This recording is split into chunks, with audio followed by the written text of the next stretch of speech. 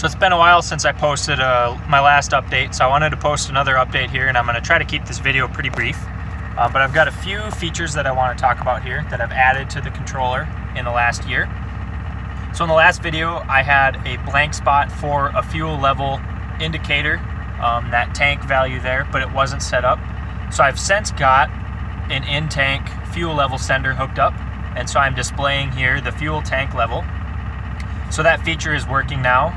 I'll post in the description a link to that fuel tank sender, and it was a custom sender for my tank, but you can order these senders at different lengths depending on the size of your tank. So I'll post that link in the description. The second feature that I've added is a fuel pressure indicator, and so this is indicating to me how much fuel pressure my vegetable oil pump is creating. And I've had issues in the past where I would switch to vegetable oil and I'd be driving down the road, and within a minute my truck would die and I wouldn't know why. And I've found out that that's because at times my pump won't build pressure and it won't self-prime itself. So this fuel pressure indicator lets me know where that fuel pressure is at when I switch over, so I know if I need to purge and pull over on the side of the road before the truck runs out of fuel and dies. So this fuel pressure indicator is going to do a couple things. Right now I'm running on diesel, so it's reading 0. And it's a white number, but when I'm running vegetable oil, that fuel pressure number is going to be red or green depending on the value itself.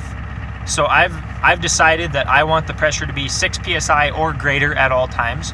So if it's above 6 psi, that value will be green, but if it's below 6 psi, that value is going to turn red, and the controller is going to beep at me to let me know that my pressure is below my threshold that I've set in the code. So I'll go ahead and switch this over, and you'll hear it beep while that pump builds up pressure for the first time. So right now it's beeping and that pressure's climbing slowly.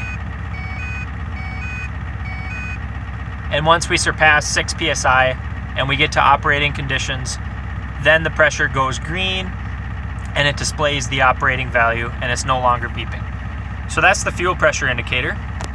And that pressure sender that I've got in the front of the truck is a cheap one that I bought off Amazon. I'll post that link to that pressure sender in the description as well.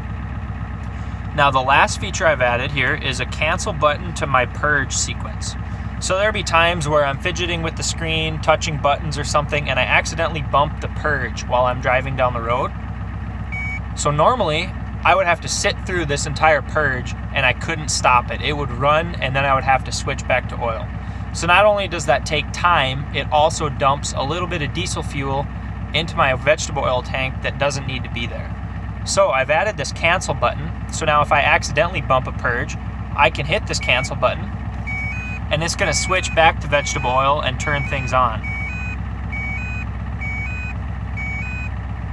And now you heard it beep there because when I do a purge sequence, I shut off my fuel pump and I shut off my vegetable oil valve. So that fuel pump has lost pressure, but when I hit cancel, it's turning the system back on, firing back up the fuel pump, and that pump is then building up pressure again. So that cancel button is also a nice little bonus feature that I've added just to kind of save some headache of my own. So those are the 3 updates that I've created in the last year that I wanted to talk about.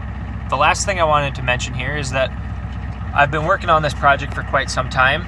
And I haven't been making the progress that I've expected to be making. I've got a lot of other things going on and I've been pretty busy.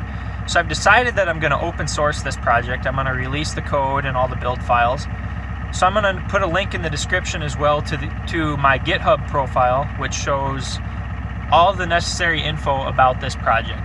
So you guys can go check that out, download the code, play with it yourselves, and feel free to make some revisions or make some suggestions about this project or about the code, how things operate yourselves.